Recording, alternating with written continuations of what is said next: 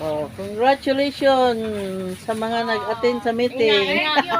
Kulang pa. Dalawan. Pero dili pa man abot ma-upload ni Daday karon. May mga giveaway sa Palawan. Kulang, wala kuha. Naapay lagi ko kana-anak pa na ron dito sa Daday na ko. Congratulations. Tapos man isa. Papilo man nimo anak. Dahil na to.